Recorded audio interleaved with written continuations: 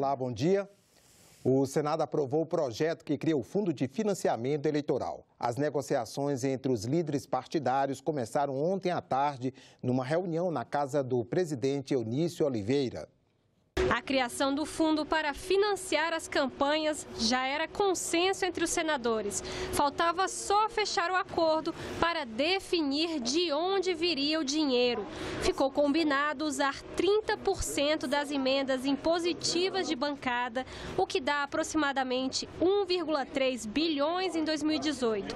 Essa conta deixa de fora recursos destinados para saúde e educação. Apesar da tentativa dos líderes de chegar a um acordo mais cedo, aqui em plenário, alguns senadores se manifestaram contra esse novo texto do senador Armando Monteiro.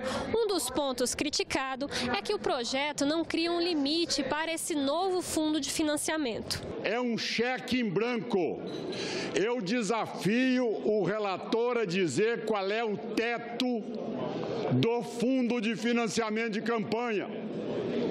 O fundo de financiamento de campanha, ele só tem um piso. Ele vai sair de 1 bilhão e 600 e pode chegar a valores de 4, de 6, de 8 bilhões de reais. Nós estamos cometendo aqui um suicídio moral. Nós estamos desenterrando um fundo público que a Câmara enterrou pela pressão popular. Estamos desenterrando. Estamos fazendo um fundo zumbi.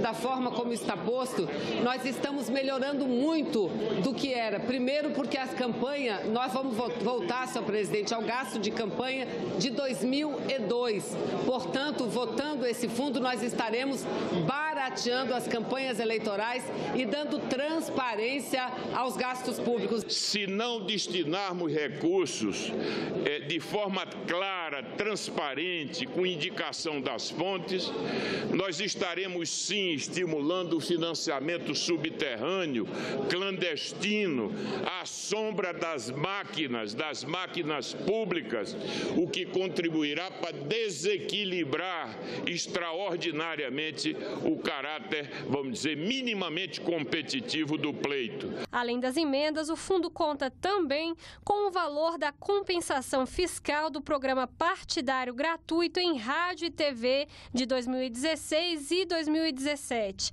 As inserções partidárias ficam mantidas. Com essa nova fórmula, a expectativa é de que o fundo chegue a 1,8 bilhões de reais. O texto ainda tem de ser aprovado pela Câmara dos Deputados. Já há um acordo preliminar. Pode haver alguma discrepância em relação a critérios de distribuição no que diz respeito à questão interpartidária ou até mesmo em relação à questão intrapartidária, a distribuição. Mas são questões que poderão ainda ser resolvidas. Nesta quarta-feira, a Comissão de Constituição e Justiça discute um projeto que pode reduzir a maioridade. A comissão também pode aprovar mudanças na lei de execução penal. Com essa lei que vamos votar, nós estaremos dando um grande avanço, um grande passo nessa matéria. E com isso, contribuir para a serenidade dos ânimos das famílias em nosso país. O outro projeto, que é ao qual você se refere, é exatamente aquele que diz respeito à maioridade penal. Hoje, os delinquentes de maior periculosidade usam menores, sobretudo para a distribuição de drogas, porque os menores são inimputáveis. Os autores dos projetos referidos, o que eles de fato propõem é que se recue em 2 anos a maioridade penal, ou seja, a partir dos 16 anos, os jovens que já votam com 16 anos possam também ser responsabilizados por crimes que eventualmente cometam. A reunião da CCJ começa daqui a pouco, às 10 da manhã. Vamos conferir agora a previsão de trabalhos nas comissões do Senado para amanhã desta quarta-feira. Na CPI dos maus-tratos contra crianças e adolescentes, haverá audiência pública para ouvir os ministros da Saúde, Ricardo Barros, e do Desenvolvimento Social, Osmar Terra. Na Comissão de Transparência, Fiscalização e Controle, um dos itens na pauta é o projeto que modifica o Estatuto do Torcedor, com normas sobre higiene e instalações físicas dos estádios, entre outras. Na Comissão de Assuntos Sociais, há projetos que regulamentam profissões, entre elas a de corretor de seguros. Na Comissão de Desenvolvimento Regional e Turismo, haverá audiência pública para debater a cobrança de bagagem pelas companhias aéreas. Audiência pública também na Comissão de Educação, para discutir os impactos da reforma da Previdência na educação brasileira. E na Comissão de Direitos Humanos, há um projeto que prevê a instalação de brinquedos adaptados para crianças com deficiência ou mobilidade reduzida em shopping centers. Foi adiada a votação do projeto que regulamenta aplicativos como Uber e Cabify. Um novo texto foi apresentado nesta terça-feira na Comissão de Ciência e Tecnologia pelo relator, o senador Pedro Chaves. Os aplicativos de carona paga chegaram por aqui há mais de 3 anos e hoje já fazem parte da rotina de muita gente. Só a Uber tem mais de 13 milhões de usuários cadastrados e mais de 50 mil motoristas parceiros. O relator do projeto, que regulamenta esse tipo de serviço, rejeitou o texto que veio da Câmara e sugere uma proposta alternativa. A placa vermelha pressupõe uma regulamentação pelo poder público. Ela é uma concessão. Se você vai colocar placa vermelha, isso depende de autorização da prefeitura. Outro dado importante é ela pagar todas as taxas que pagam os táxis. Pela proposta, aplicativos como Uber e Cabify precisam ter sede ou representação no Brasil. Em caso de acidente, a plataforma deve ser solidária com os motoristas parceiros. E esses profissionais só podem utilizar o carro cadastrado com o seguro em dia. Hoje o trabalhador taxista, ele está subordinado a um conjunto de regras que não está subordinado o aplicativo.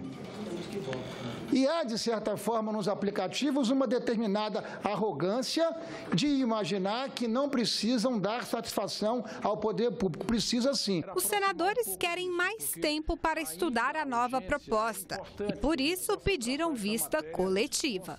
E se a gente pudesse chegar a um certo consenso, a um certo denominador, quem sabe o presidente do Senado poderia designar o senador Pedro Chaves como relator de plenário e esse texto, estudado, debatido, aprimorado, se for o caso, merecer a preferência. Eu sou a favor de que esse projeto seja passado por todas as comissões, porque vai amadurecendo, vai agregando fatores novos, importantes e aperfeiçoando o próprio relatório.